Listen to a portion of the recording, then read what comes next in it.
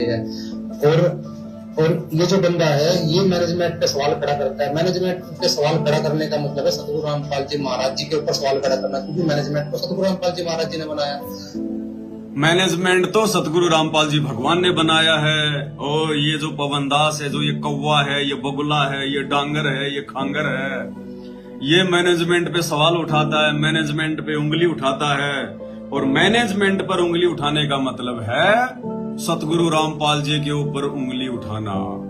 वाह भाई वाह। भाई हम मैनेजमेंट पर उंगली अपनी तरफ से नहीं उठा रहे, हमें मैनेजमेंट पर उंगली उठाने का आदेश सतगुरु रामपाल जी भगवान ने ही दिया है। देखो हम तो ज्ञान आधार से चर्चा करते हैं, हम अपनी तरफ से कुछ नहीं बोलते भाई, वो अबाई नहीं बकते। जो भी कहेंगे उसके हम पुख्ता प्रमाण देंगे, पुख्ता सबूत देंगे। अगर मैनेजमेंट सतगुरु रामपाल जी भगवान ने बनाया है और मैनेजमेंट पे उंगली नहीं उठानी चाहिए, तो पहली बात तो आपका ये तर्क भी जो है ये गलत है, क्योंकि मैनेजमेंट अलग है और सतगुरु रामपाल जी भगवान जो है वो अलग है। मैनेजमेंट वाले जितने भी लोग हैं वो जीव हैं, वो एक स्त्री और पुरुष हैं, आप और हमारी तरह वो इंसान हैं। और मैनेजमेंट जिसने बनाया होगा वो है भगवान, परमात्मा, सतगुरु रामपाल जी भगवान। तो दोनों में रात दिन का अंतर हो गया, ठीक है। अब परमात्मा किसी को भी बना सकते हैं, कोई बड़ी बात नहीं है। परमात्मा किसी भी भगत को कोई भी सेवा दे सकते हैं, कोई बड़ी बात नहीं है।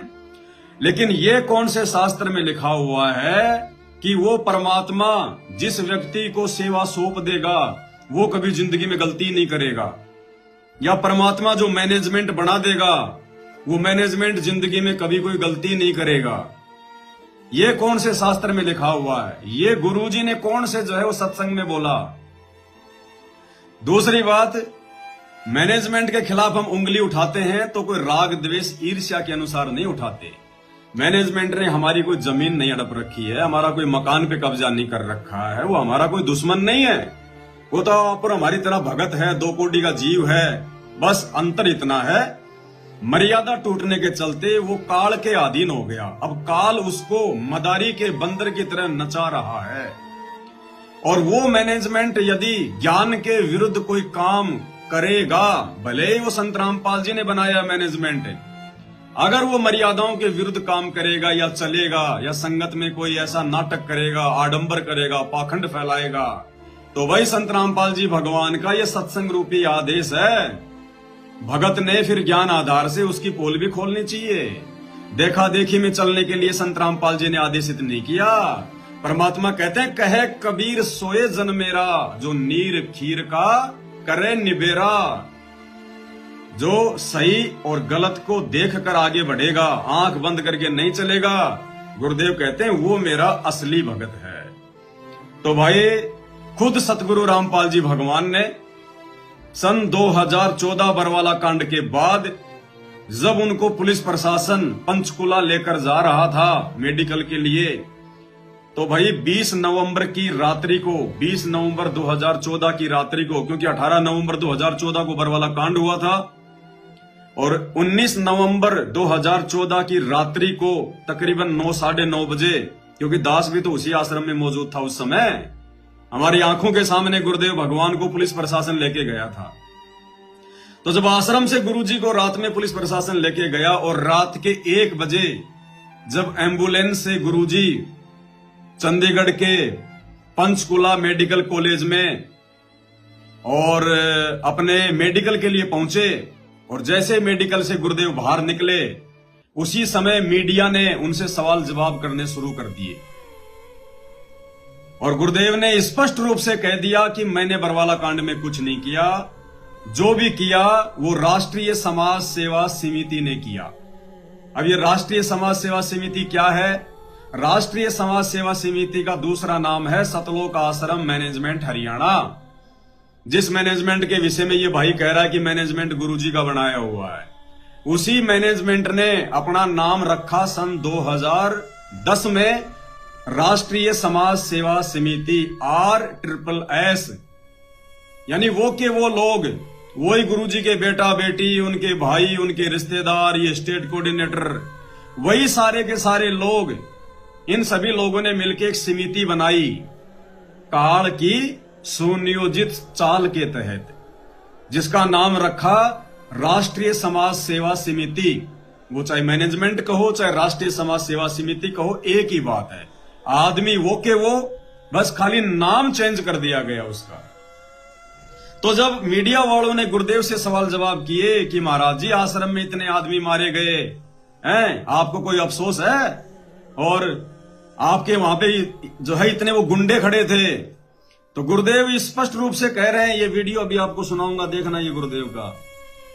गुरुदेव स्पष्ट रूप से कह रहे हैं कि वो जो भी कुछ किया वो राष्ट्रीय समाज सेवा समिति ने किया। गुरुदेव ने, ये तो सत्यवादी परमात्मा है भाई। अरे ये भगवान भी अगर तुम्हें लगता है कि झूठ बोल रहा है तो फिर धरती पर फिर सोच लेना कोई भक्ति नहीं है। फिर धरती खाली है, मरेंगे लोग, फिर कुछ नहीं है इस धरती पर। अगर ये सत्यवादी भगवान भी अगर झूठ का सहारा लेने लग गया तो इसको किसका डर है भाई? इसको किसका भय है जो ये झूठ बोलेगा? इन्होंने स्पष्ट राष्ट्रीय समाज सेवा समिति अर्थात सतलोक आश्रम मैनेजमेंट हरियाणा अर्थात अपने परिवार व रिश्तेदारों को बरवाला कांड का दोषी बताया, और किसी बंद कमरे में नहीं बताया, पूरी दुनिया के सामने, मीडिया वालों के सामने लाइव बताया।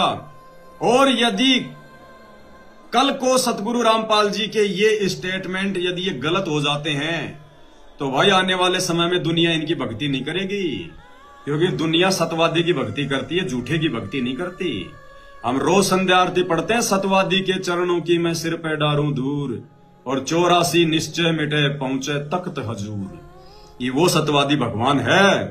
अगर संगत की आंखें खुल जाएं तो इस वीडियो को देखकर, और ये सत्यवादी भगवान मीडिया के सामने पूरी दुनिया को क्या संदेशा दे रहा है? उस मैनेजमेंट के खिलाफ बयान दे रहे हैं गुरुदेव, उस राष्ट्रीय समाज सेवा समिति के खिलाफ बयान दे रहे हैं। अब ये राष्ट्रीय समाज सेवा समिति कोई पाकिस्तान की एजेंसी नहीं है जो आश्रम में आके मैनेजमेंट संभाल रही थी। गुरुदेव के दोनों वो सारी लिस्ट है मेरे पास में, जितने भी मेंबर हैं इसके 50 राष्ट्रीय समाज सेवा समिति के, दास अनेकों बार आपको वीडियो में दिखा चुका है। जितने भी लोग मैनेजमेंट वाले उसके मेंबर हैं, जिसमें दोनों गुरुजी के लड़के रामकुमार ढाका, बलवान जाखड़, ये जितने भी जो स्टेट कोऑर्डिनेटर हैं, बलजीत, सबके सबके नाम हैं। तो गुरुदेव उन सबको कह रहे हैं, यानी जितने भी लोग उस समिति में शामिल हैं, गुरुजी ने उन समिति में शामिल लोगों के ऊपर बरवाला कांड का दोष रख दिया, ये कहकर कि मैंने कुछ नहीं किया, जो भी कुछ किया राष्ट्रीय समाज सेवा समिति ने किया। अब मीडिया वाले ने गुरुजी से पूछा कि महाराज जी समिति भी तो आपकी है, तो गुरुजी स्पष्ट कह रहे हैं कि नहीं, समिति मेरी नहीं है। इतना अच्छा स्टेटमेंट सतगुरु रामपाल जी भगवान ने, इस अंतर्यामी भगवान ने जेल जाने से पहले दे दिया, वरना भाई किसी को नहीं पता चलता कि बरवाला कांड ये किसने करवा दिया। तो सुनो परमात्मा का ये वचन। आपके ऊपर इतने इल्जाम है सर, आपके ऊपर इतने इल्जाम झूठे कैसे हैं आपके ऊपर? आपके गुंडे इतने खड़े थे वहाँ पे, हजारों आदमी हरियाणा पुलिस से। मेरे नीचे राष्ट्रीय समाज सेवा समिति नहीं तो आपकी समिति है? अरे आपकी समिति है बाबा, आप अपने आप को संत कहते हैं, आप संत कहने लायक भी है? आप आपसे भी जवाब दीजिए। आपके वहाँ इतनी फोर्स, इतने गुंडे, इतने आर्मी खड़ी है हरियाणा पुलिस के ऊपर। आप इस अंतर्यामी भगवान ने, इस सतगुरुदेव भगवान ने, इस सत्यवादी भगवान ने जो कहना था सब कुछ कह दिया। और कहते हैं संत वचन पलटे नहीं चाहे पलट जाए ब्रह्मांड। जो सतगुरु रामपाल जी भगवान ने अपने इस वीडियो में पूरी दुनिया के सामने सतलोक आश्रम मैनेजमेंट को बरवाला कांड का दोषी ठहरा दिया है, ये वचन उनके पलट नहीं सकते। संत वचन पलटे नहीं पलट जाए ब्रह्मांड। स्पष्ट कह दिया कि बरवाला कांड का मुख्य दोषी राष्ट्रीय समाज सेवा समिति अर्थात मैनेजमेंट है, और मालिक ने वो कसर भी छोड़ निकाल दी। परमात्मा ने मीडिया वाले से ये सवाल भी करवा दिया उसके अंदर ये प्रेरणा करके कि बेटा ये तो पूछ ले कि वो समिति मेरी है कि नहीं है, मैंने बनाई है कि नहीं बनाई है। तो मीडिया वाला बोला महाराज जी समिति भी तो आपकी है। अंतर्यामी गुरुदेव बोलो नहीं भाई मेरी समिति नहीं है, एक बार फिर से सुन लो।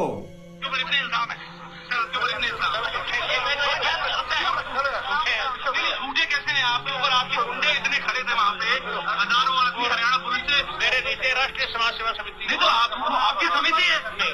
अरे आपकी समिति है बाबा, आप अपने आप को मीडिया वाला बेचारा चिल्लाता रह गया कि बाबा आपकी समिति है, बाबा आपकी समिति है, और बाबा जी कह रहे नहीं नहीं नहीं, ये समिति काल की है, ये समिति ज्योति निरंजन की है, ये समिति हमारी नहीं है। स्पष्ट रूप से मना कर दिया गुरुदेव भगवान ने। भाई और बहनों, आज के इस वीडियो में बहुत सारे नए जो भगत भाई बहन हैं जिनको बरवाला कांड के बारे में कुछ नहीं पता है, जिनको बेचारों को आश्रमों में बुला बुला के ज्योति पाठ दान धर्म के नाम पे लूटा जा रहा है, आज उनकी आंखें खुलेंगी यार।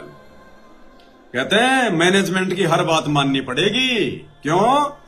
क्योंकि मैनेजमेंट को सतगुरु रामपाल जी महाराज ने बनाया है। भैया हम कोई बाध्य नहीं है मानने के लिए।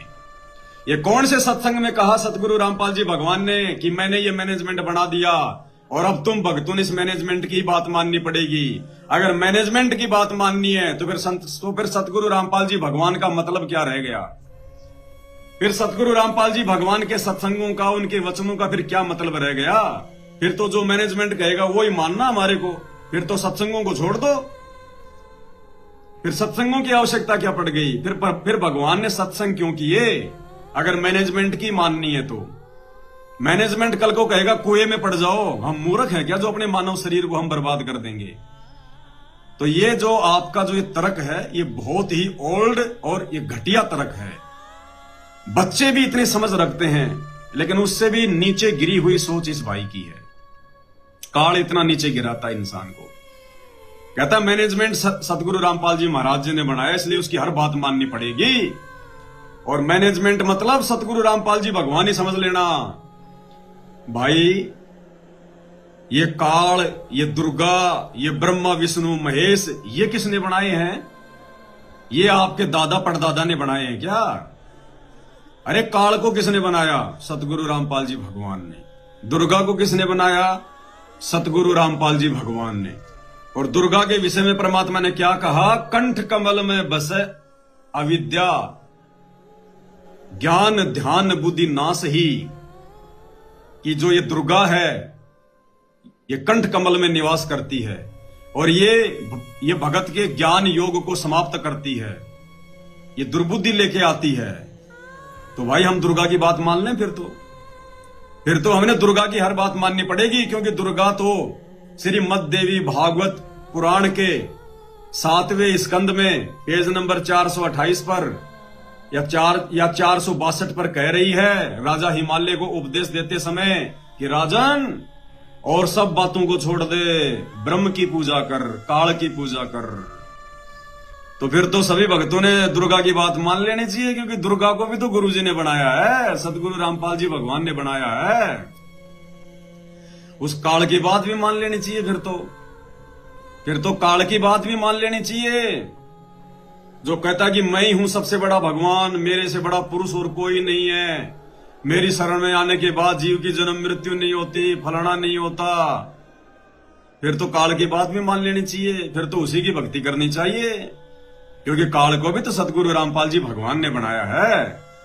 और भाई फिर देवताओं के राजा इंद्र को भी सतगुरु रामपाल जी भगवान ने बनाया है। अब देवताओं का राजा इंद्र मांस भी खाता है, वो दारू भी पीता है, वो वैश्यावर्ती भी करता है, जैसे गौतम ऋषि की पत्नी अहिल्या के साथ किया।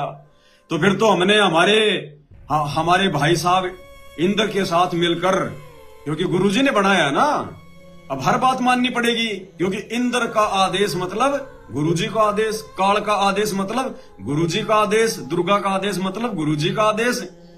तो फिर तो इंद्र के साथ मिलके हमने भी रंगरेलियां मनानी चाहिए। अपने सभी कोऑर्डिनेटरों को बोलो फिर तो मनाओ रंगरेलियां, करो मौज मस्ती, क्योंकि गुरुजी ने तो सब कुछ बनाया है। ये अध्यात्म है, अध्यात्म है। यहां तुम्हारे अपने मनमुखी वचन नहीं चलेंगे, मनमाना आचरण नहीं चलेगा। ये सतलोक आश्रम मैनेजमेंट हरियाणा के सिर पे ये डंडा खड़ा कर रखा है। परमात्मा ने सात संगति रूपी ये डंडा, इनके हर कर्म कुकर्म पर परमात्मा ज्ञान आधार से वीडियो बनवा के इनको सीधा रखते हैं। अन्यथा ये जो है ये धरती का सत्यानाश कर दें, ये लोग धरती का सत्यानाश है। तो परमात्मा की मेहर है ये तो।